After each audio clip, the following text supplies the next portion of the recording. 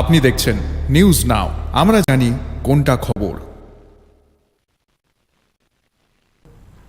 আগামী 9 আগস্ট আন্তর্জাতিক আদিবাসী দিবস উপলক্ষে রাজধানী আগরতলায় ঐতিহাসিক জনসমাবেশের আয়োজনের প্রস্তুতি শুরু করে দিয়েছে বিজেপি প্রদেশ জনজাতি মোর্চা।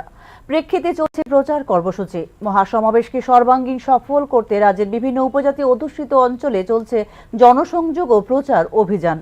মঙ্গলবার মুঙ্গিয়াকামীর কৃষ্ণপুরে প্রচার অভিযানে অংশ নেন জনজাতি কল্যাণ দপ্তরের মন্ত্রী বিকাশ দেববর্মা।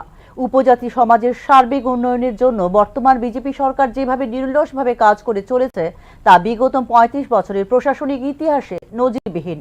প্রধানমন্ত্রী নরেন্দ্র মোদী এবং মুখ্যমন্ত্রী ডক্টর মানিক সাহার নেতৃত্বে সরকারি সুযোগ সুবিধা পৌঁছে দেওয়া সম্ভব হয়েছে রাজ্যের প্রত্যন্ত পাহাড়ি গ্রামগুলিতেও বলে উল্লেখ করেন মন্ত্রী বিকাশ দেববর্মা।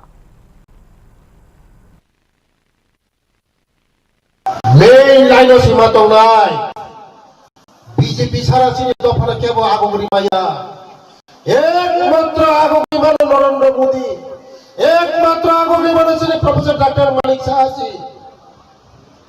जों दै गुबुननि बर' थांगाय चिनि दफा कोनदिनो আগমনী মাইয়া দরব নরম বুদ্ধি মা চলেনা খাজানি দাপকে বুকস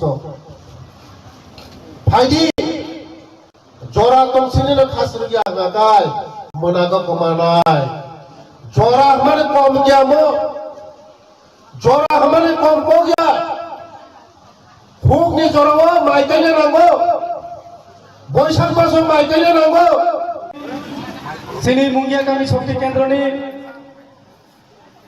को कोर्डिनेटर